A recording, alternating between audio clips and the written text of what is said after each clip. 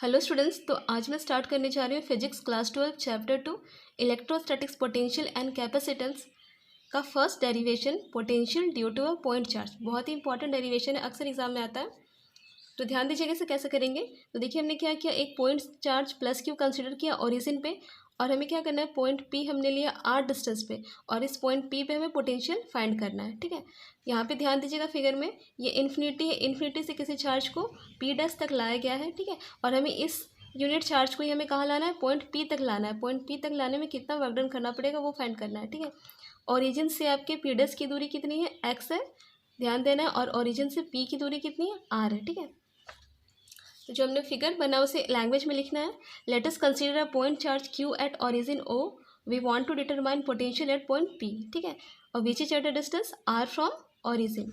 Suppose the charge Q not reaches up to point P does. ठीक है, तो suppose जी ये जो चार्ज क्यू नोट है वो कहाँ तक आया है, आपका पी डस तक आया है, और आपका ओ से पी डस की दूरी कितनी है, एक्स है। ठीक है, इतना लैंग्वेज लिखना है। देन स्टार्ट करते हैं derivation. We have work done, तो वर्क डन की फॉर्मूले क्या होती है, डब्ल्यू इक्वल टू क्या होता है, force into displacement. Small displacement के लिए हम लोग वर्क भी क्या करेंगे, स्मॉल करेंगे, तो डी डब्ल्यू इक्वल टू क्या लिखा, फोर्स इंटू डी एक्स लिखा। ठीक है, स्मॉल डिस्प्लेसमेंट स्टार्टिंग में होगा तो उसके लिए डी एक्स लिखा, फिर इसका हमने इंटीग्रेशन कर देंगे तो हमें पूरा आपका वर्क डन मिल जाएगा।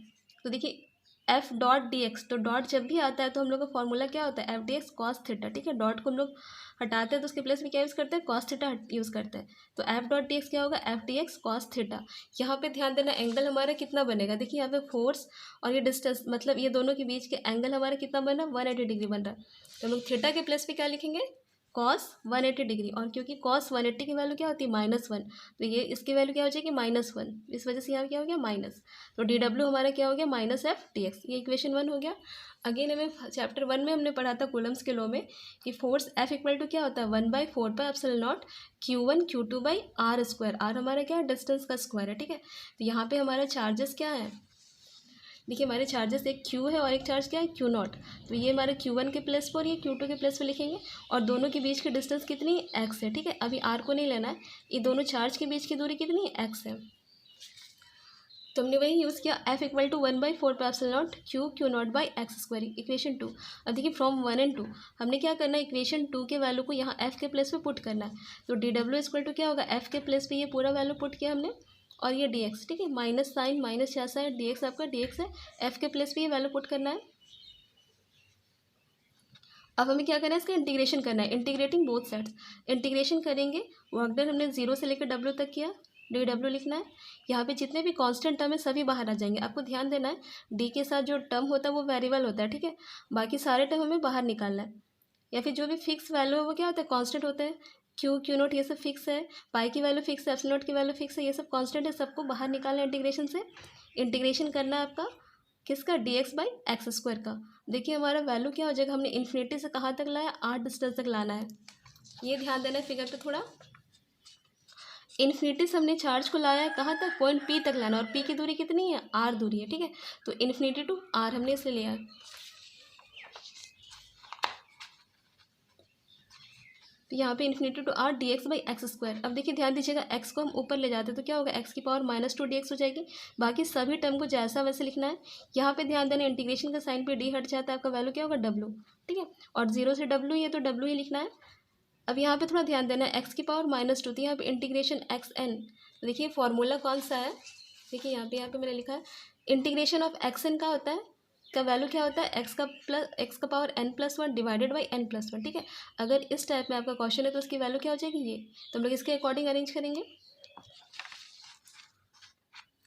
तो इंटीग्रेशन ऑफ एक्स का पावर ये समझिए n, तो क्या हो जाएगा, -2 है तो -2+1 डिवाइडेड बाई -2+1, और ये इन्फिनिटी टू आर हमारा इस तरह से लिखना है, इन्फिनिटी टू आर।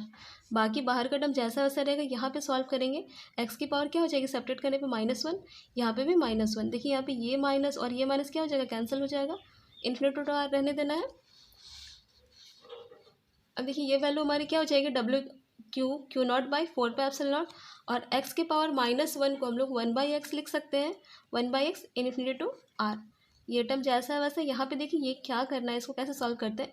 यहाँ पे जो टर्म आपका ऊपर रहता है उसको यहाँ एक्स के प्लेस पे लिखना है पहले। ठीक है, तो 1/r लिखा हमने, देन माइनस का साइन देके आपको ये टर्म लिखना है, तो माइनस का साइन देके 1/∞ लिखना है। अब यहाँ पे ध्यान देना है, 1/r हमने r क्या किया, बाहर लिख लिया, और 1/इन्फिनिटी, इन्फिनिटी की वैल्यू क्या हो जाएगी, 1/इन्फिनिटी की वैल्यू क्या होगी, 0 होगी, ठीक है। क्योंकि इन्फिनिटी का वैल्यू क्या होता है, 1/0, तो आपका नीचे वाला 0 ऊपर चला जाएगा, मतलब ये पूरे टर्म को क्या कर देगा, 0 कर देगा।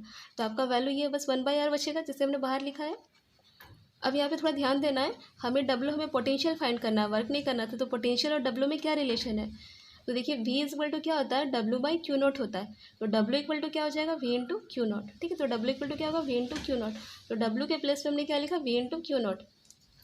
यहाँ पे ये Q0 क्या होगा, कैंसिल हो जाएगा। हमें क्या बचेगा, V equal to Q/4πε0 r।